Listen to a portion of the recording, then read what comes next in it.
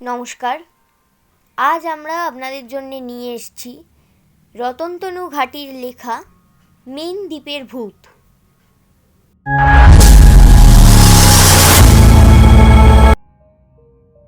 Main দ্বীপের মাটিতে পা দেওয়ার পর থেকে ওদের মনে হচ্ছিল টুরাকে নিয়ে কোথাও বেড়াতে যাওয়া ঠিক না। এত যদি ভয় তো বাড়িতে বসে থাকলেই পারতো।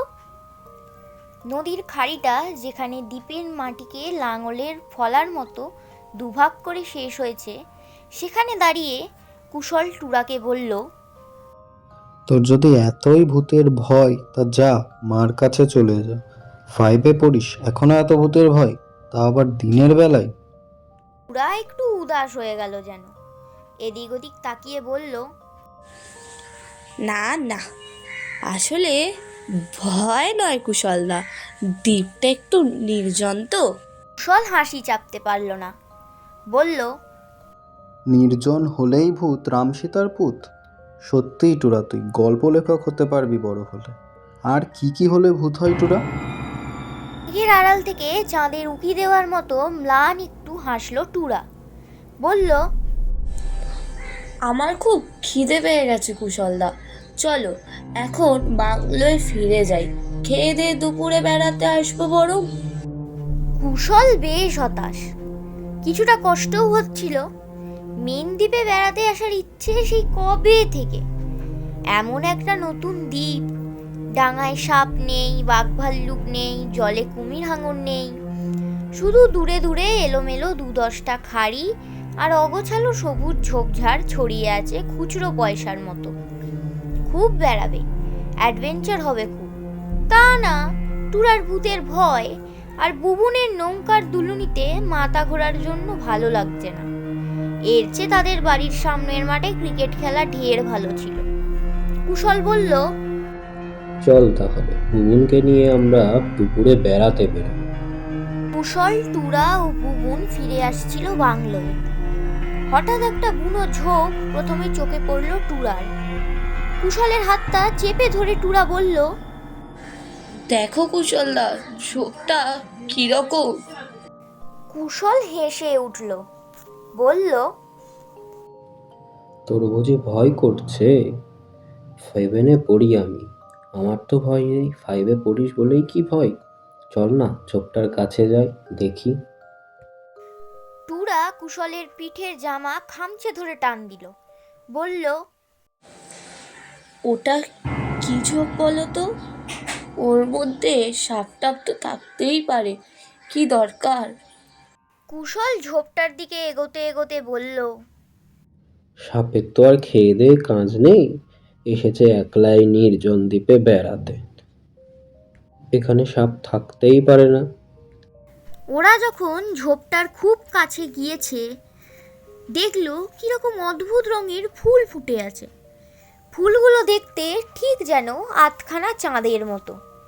ঝোপটার ঘন সবুজ পাতাগুলো যেন কালচে মেঘের দল, আর মাঝে বেগুনি রঙের ঘাস জাতীয় পাতাগুলো আঁকি বুকি কেটে রেখেছে। দেখলে মনে হয় যেন এইমাত্র সূর্যাস্তের শেষ আলো ছড়িয়ে পড়েছে। তারপরে ফুলগুলোর দিকে চোখ পড়তেই ওদের মনে হলো, ও মা, আধখানা রূপোর চাঁদও উঠে পড়েছে কখন।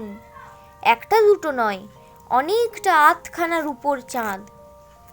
কুশল টুরার হাত ধরে আরও কিছু এগোলো ঝোপের দিকে, তারপর বলল, জানিস তোরা, এখানে আজ কাদের যেন বসে আঁকো ছিল। টুরা কুশলের কথার মানে বুঝতে পারলো না, নাকি শুনতেই পেল না, বোঝা গেল না, শুধু টানতে থাকলো পেছনে। হঠাৎ ঝোপের ফাঁক দিয়ে ভেতরের দিকে তাকাতেই দেখলো দুটো বড় বড় চোখ। পেছন থেকে উকি দিচ্ছিল টুরা ও বুবুন, তাদেরও চোখ এড়ায়নি।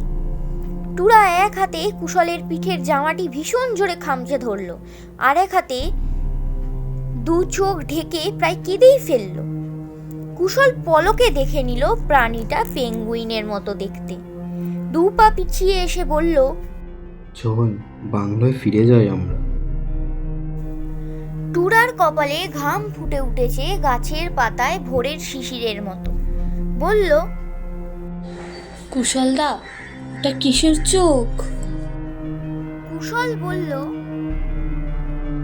ও কিছু না, পেঙ্গুইনের মতো দেখতে সমুদ্রের কোনো পাখিটাকি হবে হয়তো। বুবুন বলল, পেঙ্গুইন নয় তো? কুশল বলল, ধুর, পেঙ্গুইন থাকে শীতের দেশে, সে কেন এই হলদিয়া বন্দরের সামনের দ্বীপে আসতে যাবে? আর আসলেও বাঁচবে কি করে? কোনো পাখিটাকি হবে হয়তো সমুদ্রের। ওরা হাঁটতে লাগলো।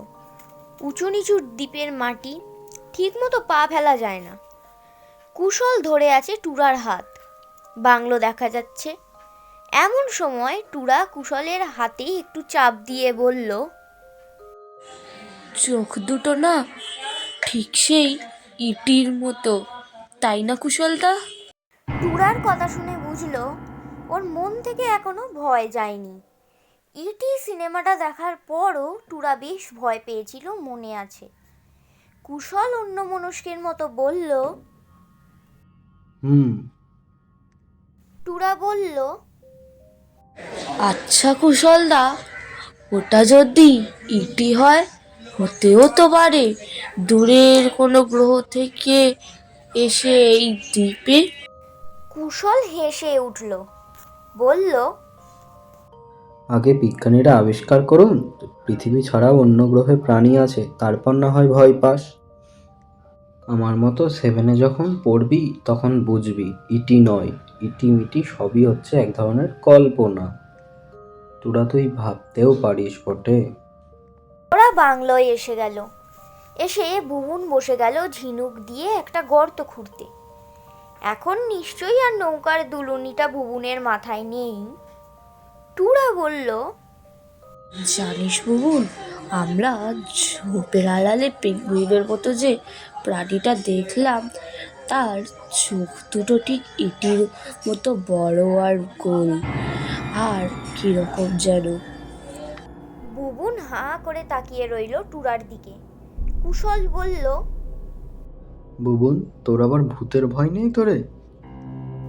বুবুন ঘাড় দোলালো দুদিকে। টুরার মতো ভয় পাস না যেন, আমরা আবার দুপুরের খাওয়ার পরে ঘুরতে বেরোবো। মিন দ্বীপটা নতুন গড়ে উঠেছে, এখনো তেমন জনবসতি গড়ে ওঠেনি। এই দ্বীপে আসারও কোনো ব্যবস্থা নেই। তাই কুশলের বাবা একটা নৌকো ভাড়া করে আসার পরিকল্পনা করেছিলেন। সেই মতো টুরার বাবা মা মানে বোস কাকু ও কাকিমা, আর বুবুনের বাবা মা মানে সামন্ত কাকু ও কাকিমা এবং কুশলের বাবা মা সঙ্গে বেড়াতে এসেছে এই মিন দ্বীপে।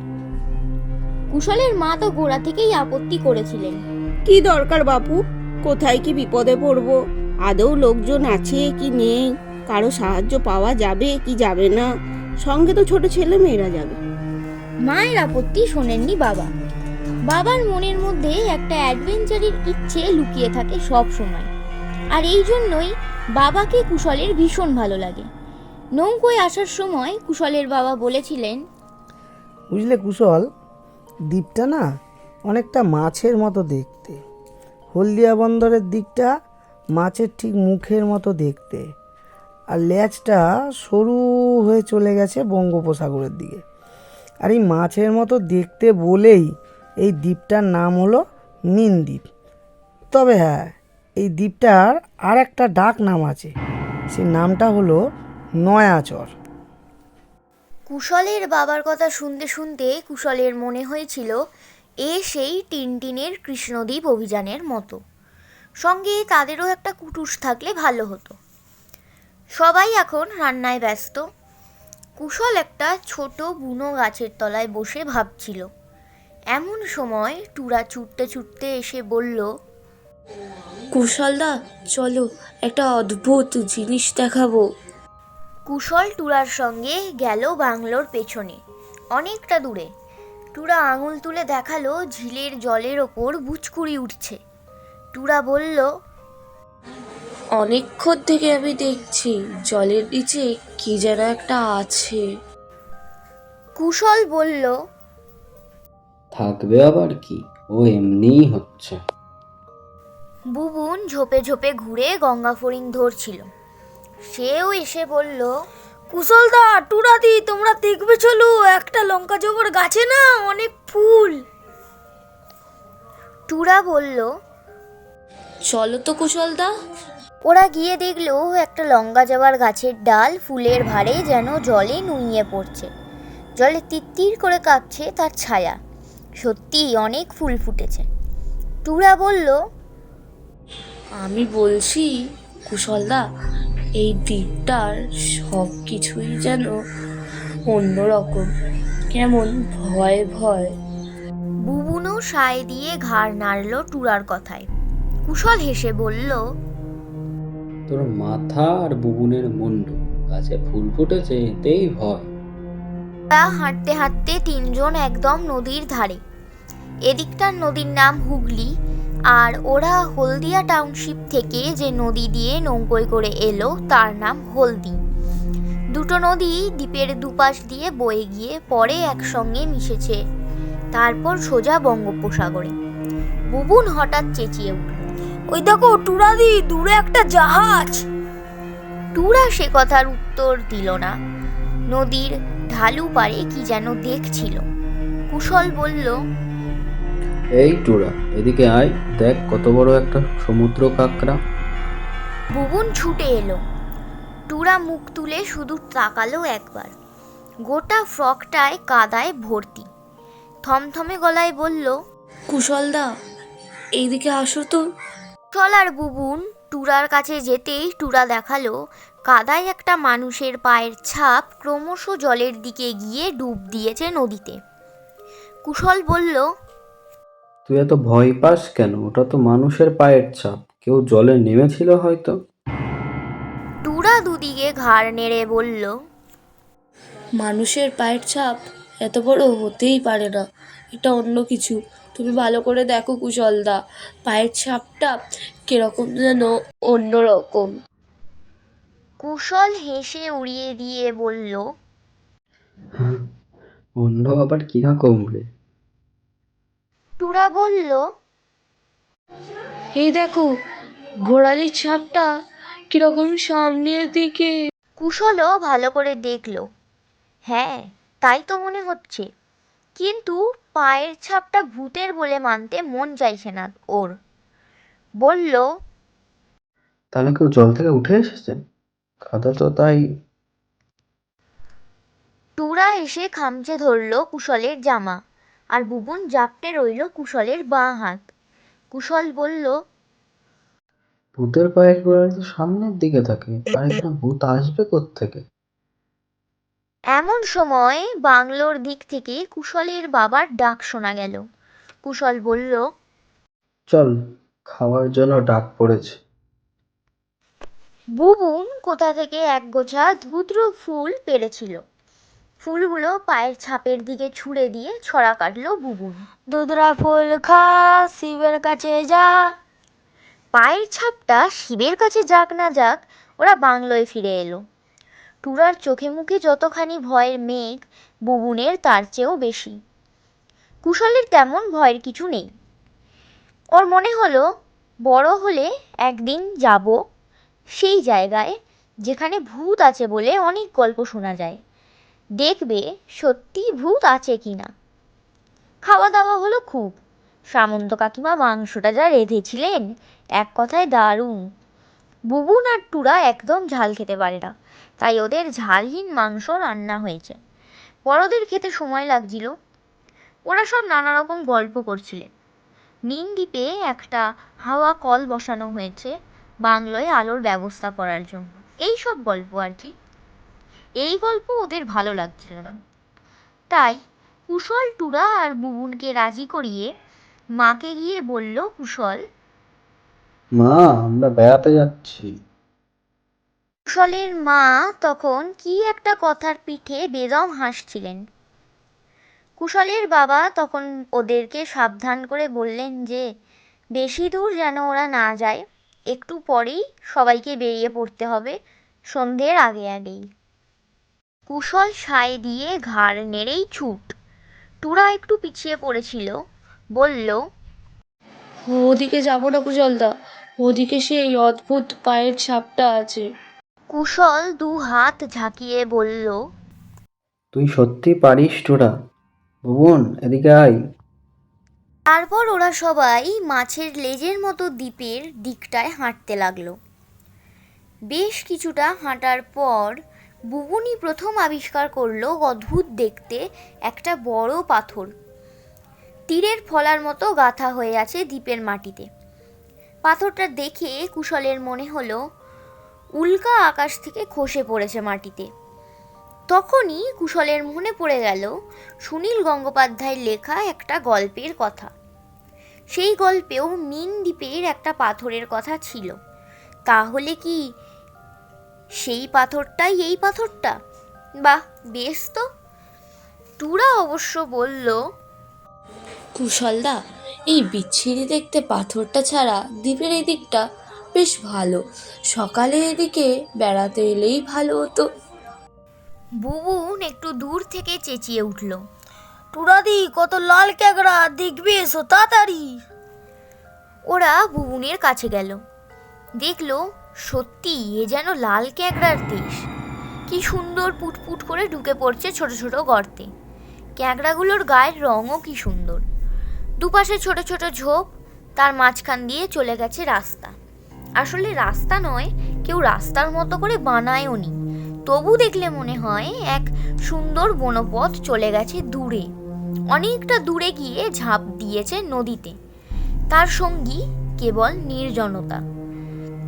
ওরা সেই বনপথ ধরে হাঁটতে হাঁটতে চলে এলো নদীর প্রান্তে। বুবুন 2 হাত ভরে তুলেছে অনেক বনফুল, তার কিছু টুরাকেও রাখতে দিয়েছে।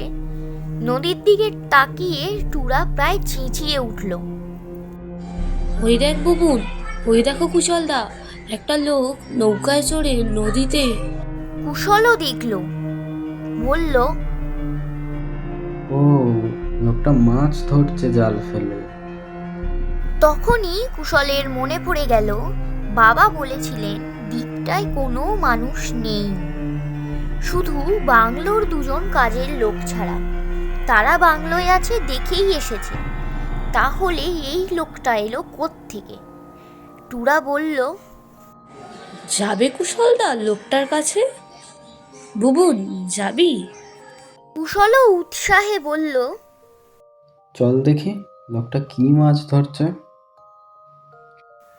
ওরা লোকটার কাছাকাছি হতেই দেখলো একটা ভাঙা নৌকোয় চড়ে নদীর খাড়িতে জাল ফেলেছে লোকটা।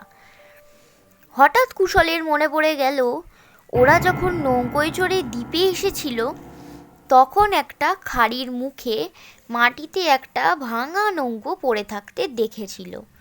নৌকোর দুপাশের কাঠ ভাঙা, হালটারও অর্ধেকটা নেই। লোকটা যে নৌকোয় চড়ে মাছ ধরছে অনেকটা সেই নৌকোর মতো। ভালো করে তাকিয়ে দেখেই কুশলের হাত পা অবশ হয়ে গেল। হ্যাঁ, এই সেই ডাঙায় পড়ে থাকা ভাঙা নৌকোটাই। কিন্তু আশ্চর্য, নৌকোয় জল ঢুকছে না তো। নৌকোটা জলে ভেসে আছে কি করে?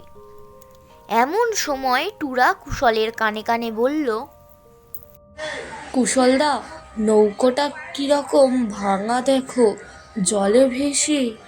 কুশল হাত দিয়ে টুরার মুখটা চেপে ধরল। দরকার কি ওসব কথা বলার? লোকটা যদি শুনতে পায়। বুবুন তখন ঝিনুক খোঁজায় ব্যস্ত। একটা বড় রঙিন ঝিনুক পেয়ে গেছে, তাই তার আনন্দের সীমা নেই। লোকটা ওদের দিকে তাকাচ্ছে না, নিজের মনে জাল ফেলে যাচ্ছে। লোকটার মুখও ভালো করে দেখা যাচ্ছে না, নদীর দিকে লোকটার মুখ। কুশল সাহস দেখানোর জন্যই চেঁচিয়ে লোকটাকে বলল, ও কাকু, কি মাছ পেলে? লোকটা কোনো উত্তর দিল না। তাহলে কি কুশলের কথা শুনতেই পায়নি? কুশল যে ভয় পাচ্ছে তা টুরা যেন বুঝতে না পারে, তাই আরো জোরে বলল, ও কাকু, তুমি যে মাছ ধরছো তা তোমার মাছটা কই? তখনও কোনো উত্তর এলো না। কুশল মনে মনে ভাবলো লোকটা কেমন। এমন সময় কুশল লোকটার পায়ের দিকে তাকাতেই কুশলের দম বন্ধ হয়ে এলো। কোনো রকমে এক হাতে টুরাকে অন্য হাতে বুবুনকে ধরে নিয়ে প্রাণপণে ছুটতে লাগলো। টুরা আর বুবুন জিজ্ঞেস করছে, ও কুশলদা, তুমি এত জোরে ছুটছো কেন? কি দেখেছো বলো? কুশল সেই সরু বনপথ ধরে অনেকক্ষণ ছোটার পর ভীষণ হাঁপিয়ে পড়েছে। শুধু পিছন ফিরে একবার তাকালো, দেখলো কোনো নৌকাও নেই আর কোনো লোকও জাল ফেলে মাছ ধরছে না। আবার ছুটতে লাগলো। বুবুন এবং টুরার হাত কুশলের দুহাতে। ওরা মাঝে মাঝেই চেঁচিয়ে বলছে, ও কুশলদা বলো না, কি দেখলে বলো। যখন বাংলোর প্রায় কাছে চলে এসেছে ওরা, তখন কুশল পলকের জন্য থামলো। টুরা আর বুবুনকে বলল, যে লোকটা মাছ ধরছিল সেই লোকটার পায়ের গোড়ালি সামনের দিকে। টুরা বলল, আমি তো তখন নদীর পাড়ে তাহলে এরই পায়ের ছাপ দেখেছি। তুমি তো তখন আমার কথা বিশ্বাস। বুবুনও চেঁচিয়ে কি বলতে যাচ্ছিল, কুশল থামিয়ে দিয়ে বলল, কাউকে কিছু বলবি না, ভালোই ভালো আগে হলদিয়া ফিরে যায়, তারপর সব। টুরা ও বুবুন ঘাড় নেড়ে সায় দিল। ওরা যখন বাংলোয় ফিরে এলো, তিনজনেরই জামা ঘামে ভিজে গেছে।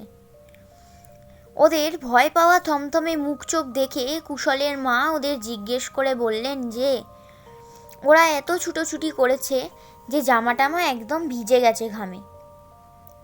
বোস কাকিমা বললেন,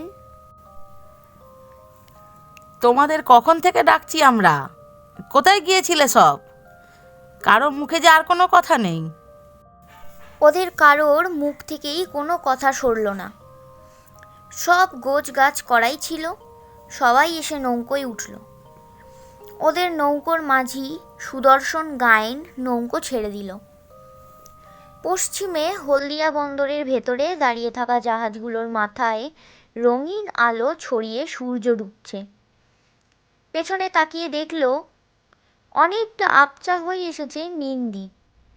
সামন্ত কাকিমা গলা ছেড়ে রবীন্দ্রসঙ্গীত গাইছেন, কিন্তু ওদের তিনজনের কারোর মুখে কোনো কথাই নেই। নৌকো এসে পৌঁছলো পাতিখালি। ওরা মাটিতে পা দিয়ে হাঁপ ছাড়ল।